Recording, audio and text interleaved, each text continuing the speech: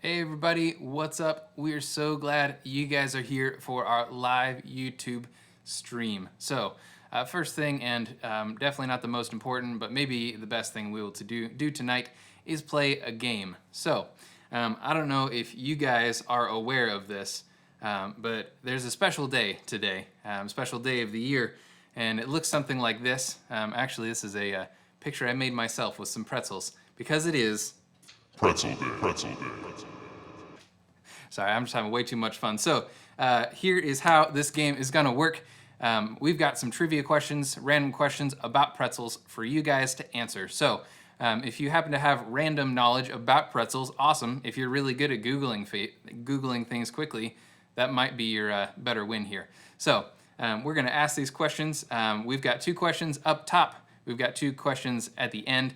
And for a prize this week, we'll let you know at the end. I'm really excited about it personally. So question 1, a little background here, just so you guys know, the pretzel actually has some historical ties to Christianity. So knowing that, question 1 is, what do the 3 holes in the pretzel represent? Does anybody have any idea what those 3 holes may represent? Don't overthink this one. Just thinking about, there it is, Lily's got it with Trinity. So, question 2, we're moving on, is what year did Pretzel Day begin? There's a lot of years. Could be year 1, probably not year 1 though. It's probably later than year 1. Could be year 2, but probably later than that as well. I'll let you know that the pretzel didn't make its way to America till, you know, the 1800s. We got 2015, not 2015, is earlier than that, but later than 1876. Got some people, oh, there it is, Lily Kramer. Again, there's 2 points for Lily Kramer. So, Lily, congrats, you are on top of the scoreboard here with 2 points, but don't worry, it is still anybody's game because we still have 2 more points to give away and a tiebreaker at the end. So, a couple of quick announcements for you guys. First of all, welcome. If you're just joining here today, we're glad you guys are here. Next thing is, don't forget to follow us on social media. Got Instagram, Facebook, obviously, YouTube right here. If you're interested in seeing more of the stuff we're doing on YouTube, we've actually got a couple devos on here as well. And want to be just informed as we put more stuff up. Go ahead and subscribe to this. If you subscribe to this page, the more things we get. I mean, YouTube's fun and you get all sorts of things the more subscribers you get. So if you're interested in that, cool. Next thing is, obviously, we've got a ton of things changing in our world right now. So if you want to sign up for text message alerts, that's probably the quickest way we're ever going to get you any information. You may have seen a link to that, or a link at some point to our YouTube. That'll get you here today, but you're going to text E91 NextGen to 39970. Next thing is move and mix. So here's what you need to know. At the end of this week, we are going to have to look at CIY move and CIY mix and say, this is how many spots we want. So if you do not sign up by the end of this week, we cannot guarantee you a spot.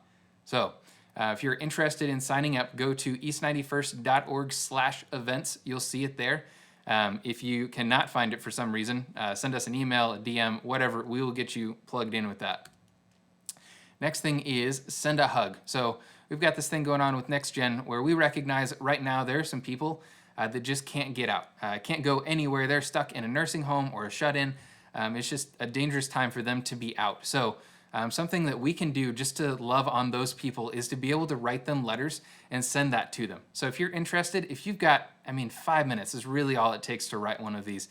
If you'd be willing to step up and do one, or if you're just bored out of your mind and you want to write 20, if you want to text E91 students hug to 39970, we would love to get you on that list as well.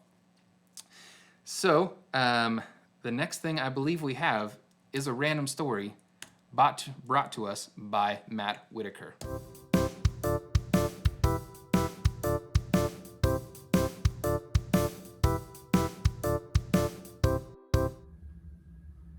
Hi, I'm Matt Whitaker, and this is my random story.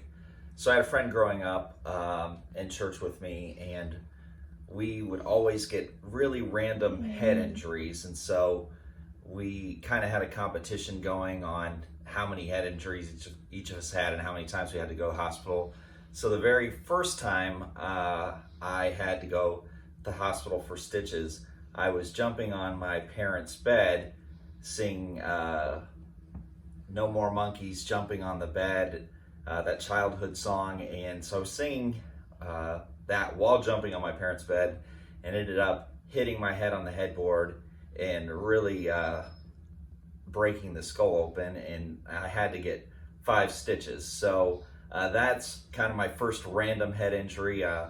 There'll be probably more to follow in other random stories. All right, thank you so much, Matt, for that story.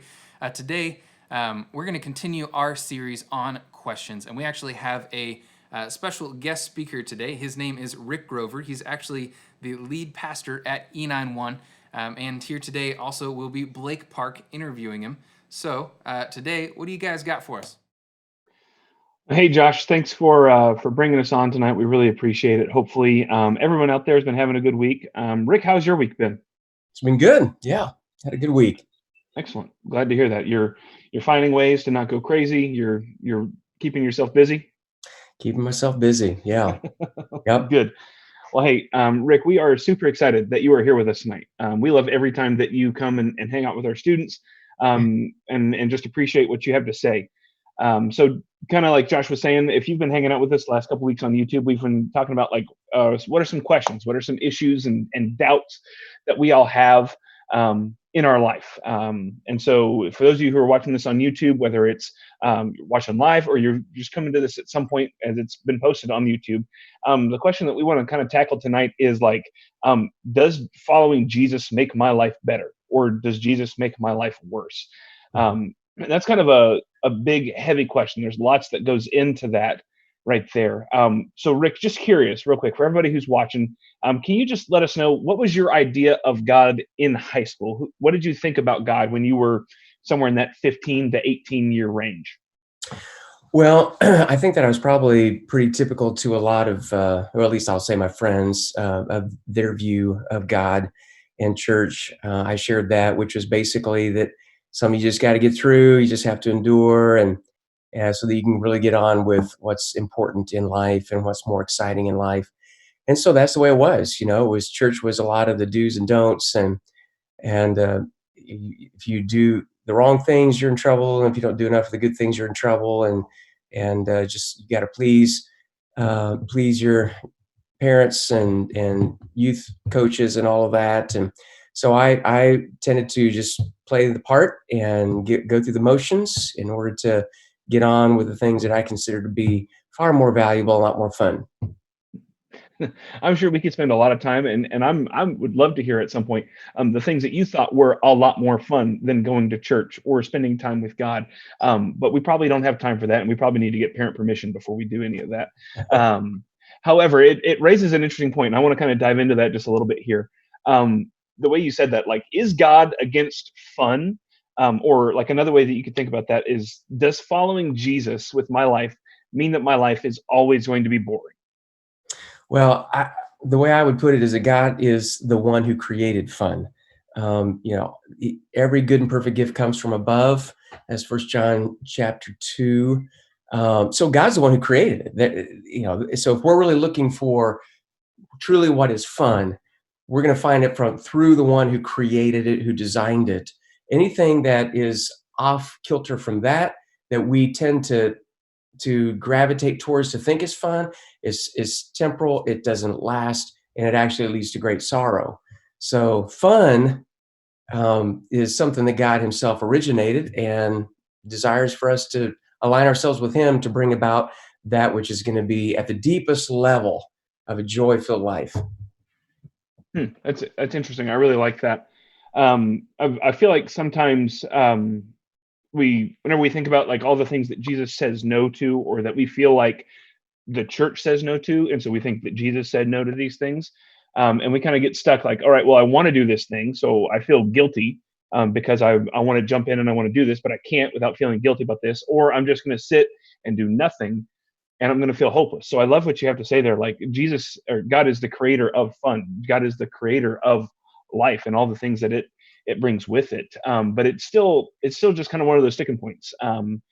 Like where we've got a group of friends, or we know some people that are going over here and doing this certain activity, and we feel like we want to go do that, and it might be fun, or we can say no, and it feels like we're stuck in this like long-term, short-term dichotomy. Like, okay, I can do what's good for me in the short term, or I can do what's good for me in the long term. What do you think about that? Where does that leave us today, or for a student? Where does that leave them? Well, let me answer that by telling a real quick story of when I was Okay. in high school. I was my senior year in high school. I was not living for God at the time, and I wanted to fit in with the cool kids at school, Mhm. and I wanted to be liked, and so I would go to a lot of parties, but I would still I had one foot in the world and one foot in the church, just because I had to be there because my parents were in the church and so forth. So this is Halloween, my senior year in high school.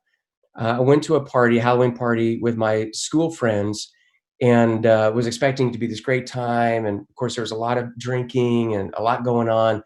But I sat there, and really for the first time in the 3 or 4 years that I was veering off track from God, I sat there and I really paid attention to what was going on around me. And I watched, I observed, I tried to listen. Was this really fun? I mean, what's really going on? There was a lot of fighting, a lot of yelling, as people were getting drunk, inebriated. It was really turning into chaos. So I left that party, went home. The very next, that same leading into the weekend, we had a youth group, a party. And I went to that with totally the opposite expectation, that this is not going to be fun. It's going to be boring and so forth. So I went to that. But again, just like I did in that first setting with my school friends, I just sat and I observed. I wanted to try to see what's going on here. And what I found out was that, wow, there was something really deep and rich that was going on. I mean, these people really cared for one another. The sponsors, the youth coaches, small group leaders really cared for us students. And so I walked away from that comparing the two in a very vivid contrast of, here's what the world says is fun, and I was participating in that, trying to see if that was going to live up to it, and I was empty on the inside. And this had been going on for several years at that point. And then there was this group of friends from church, and to see the youth coaches, the small group leaders, and so forth, and it was a real sense of relationship and depth of joy that was there. So it didn't mean overnight I just turned on a dime and I really just started living for God. It still took another year for that to happen in my life, but that's where it started. That's awesome. I love that story. I mean, I know that I've had experiences like that, and I would imagine that most of our small group leaders are adults who are watching this and that we're invested in. And that we like have similar stories at some level to that. But what if we kind of took it back to the origin and we said, okay, so we've talked about what Rick has to say, we know what Blake has to say, but what does Jesus have to say about life and what it should look like when we follow him? What does Jesus say our lives should look like if we're truly following after him? Well, the one verse that just jumps out from scripture is that passage in John 10:10, where Jesus said, I have come. Here's the purpose. Jesus said, I have come for this purpose. I have come that they might have a life and abundant life. And he uses it in contrast with, let me just look at it here, with Satan. He says, the thief comes only to steal and kill and destroy. So that which the world says, here's what's going to be most fun, it actually leads to destruction and a lot of pain. Jesus says, I came that they may have life and have it abundantly. So that's what Jesus calls us to. That's what he says himself. What I've discovered in my life of trying it both ways is that his words are true. And I've seen, and it's resonated in my heart and with the lives of many, many people that I've had opportunities to share with over the years. Um, so that's really important. I love the distinction that you made there with what Jesus says. Listen, I've come to give you life and life to the full, or life abundantly. But the thief comes to steal, kill, and destroy. Why is that important? Why do you think Jesus paints this picture between what he comes to bring and what the thief or the devil or Satan brings to life as well? I think it's because Jesus is getting at the heart of this whole cosmic struggle between good and evil, between God's way and the way of Satan, the way of the fallen angel who tasted this but chose to go the other way and has been leading people astray ever since then. So Jesus is he's showing that, hey, this is real. This is real stuff. This isn't we play church and we just go because our parents want us to make us go, but we don't own our faith. We don't have anything vested in that because it's just the rules and the regulations and just going through the motions. Jesus is saying this is real life.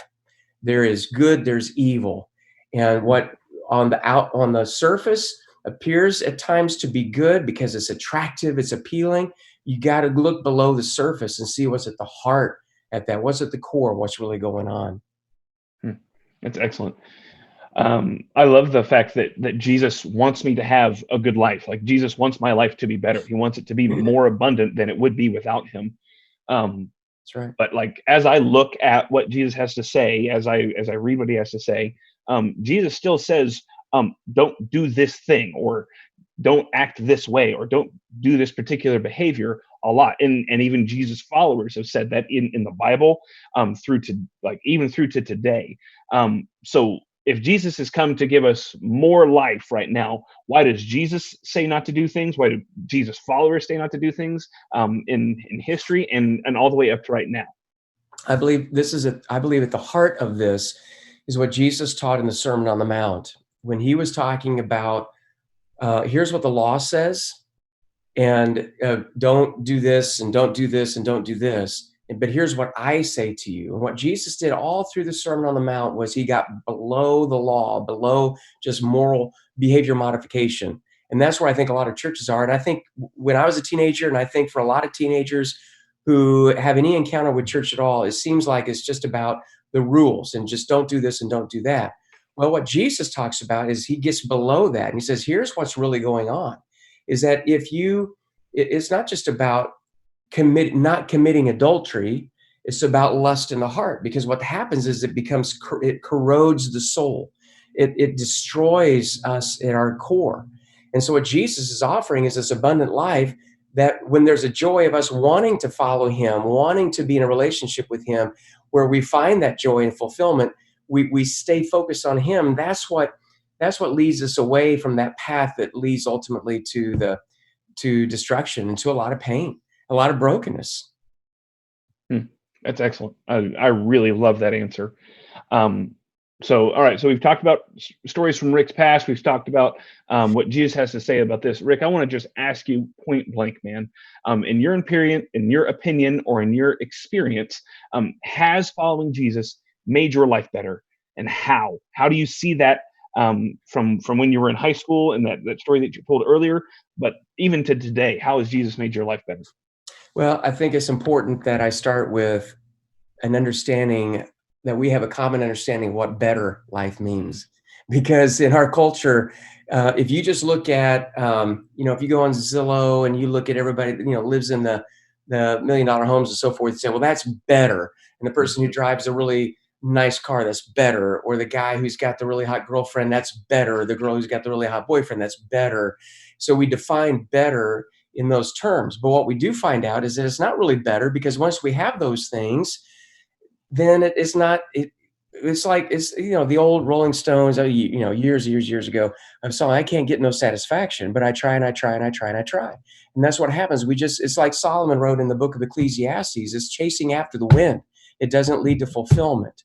So a better life then really is defined by what Jesus says, that it is this full life, this abundant life, not only of the promise of eternal life of heaven, but of richness of joy in this life right now. So to answer your question then, following Jesus for me has led to so much better, a better life, because it's one that's where there's fulfillment, there's a peace.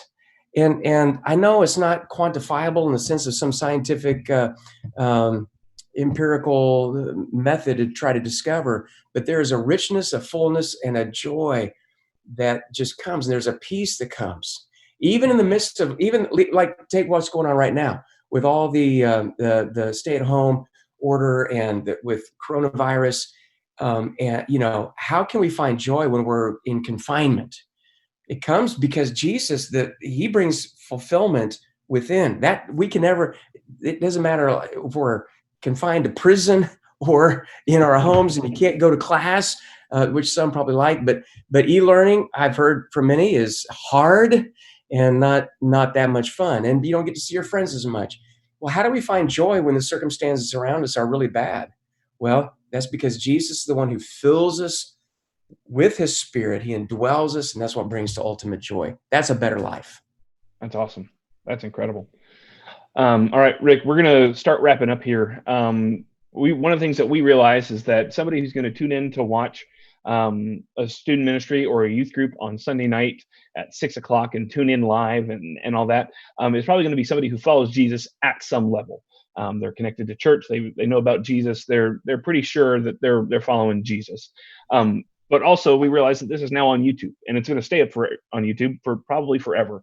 What would you say to somebody who was going to take this video and send it to a friend who's like on the fence about following Jesus, or to somebody who just stumbles across this on YouTube just randomly? What would you say to them about following Jesus? I would say this.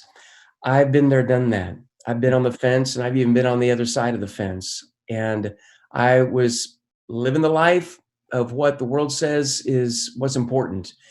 Chasing after the things, chasing after trying to find success and popularity, and wanting to move into a career path that would just bring money and perhaps even a little bit of fame and so forth. So I was chasing after all those things. And I would say what I discovered is the same thing in John chapter 9, when Jesus heals the blind man. And the people come to him, they say, who is this man, the Messiah? Who is he? And he said, I don't know for sure all the details, all the facts. All I know is I was blind, but now I see. And what I would say to you, if you're on the fence, or maybe you're on the other side of that fence, is that, look, I'm telling you from my own testimony that finding Jesus, opening my life to Jesus, is what gave me the greatest fulfillment and peace that I've ever encountered in life. And I hope that you open your life to him as well. That's incredible. Thanks for sharing that, Rick. So guys, if you're watching this, whether you're watching this live or you're coming back to it later at some point, here's the thing that Rick's kind of been saying the entire night. Jesus can make your life better, but we also believe that Jesus can make you better at life. He can make you a better friend. He can make you a better family member, a brother, a sister, a son, a daughter. He can give you more in life than you could have ever thought was possible. So I'm super grateful for Rick, for your wisdom, for the words that you've been sharing with us. I hope that our students have grabbed onto some of this stuff. It's been excellent just to hear what your thoughts are on this. We really appreciate you spending a little time with us on Sunday night, and hope you have a great rest of your weekend and a great week this week coming up. Thanks for joining us. Thanks for having me. Really enjoyed it. Alrighty. We appreciate it. All right, Josh, thanks so much for letting us jump in here. Yeah. Thank you so much, Rick and Blake, for that. Guys, I hope you know how lucky we are to have a lead pastor that will come and speak to students. Man, there are a lot of pastors out there and prominent leaders that don't care about students as much as Rick does. So if there's anything that Rick said tonight that you're like, man, this is awesome and I want to apply this, or I really love what Rick had to say, drop that in the comments. We would love to see what you heard tonight and what you got out of that. So another thing you guys need to know is, this is completely random, hard shift, turn left, but next week we are going to be resuming our things we did during social isolation stuff. So I know that there's already a submission from the 9th grade guys group, which I am really excited to show you guys, but I just don't have the technological skill or time to be able to show it today. So next Sunday we will be showing it. If you guys do anything awesome this week, please send it to us on Instagram or email or text, whatever, before Thursday, so that we can put that up and show everybody what awesome things you guys are up to. So that leads us to our next thing, which importantly is back to Pretzel Day. Pretzel Day. and question number 3. Now here's the deal. I know that Lily does have 2 points, but it is still anybody's game because we do have technically up to 3 more points to give away. So question number 3 is this. Which city in Indiana has historic ties to pretzels dating back to 1858? I know that's a very, very long time ago. None of us were alive. Not even some of our parents. But there is a city in Indiana that I had actually never heard of, I'm going to be honest, when I saw this fact. But it had pretzels all the way back then. Somebody moved here and decided pretzels is the thing.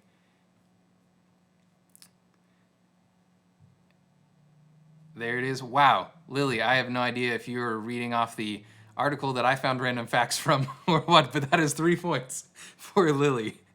Congrats. So here's the deal. We're going to, just for fun points now, Lily has officially almost swept here, but we will be asking these last questions here quickly. What is the world record for the largest pretzel in pounds? This is just crazy fact here. When I saw this, I almost didn't believe it because that's a lot of pounds of pretzel, and I can't imagine that anyone ever ate that much with pretzels. I have to actually find it again because it was such a large number that it doesn't sound believable. It is bigger than 842.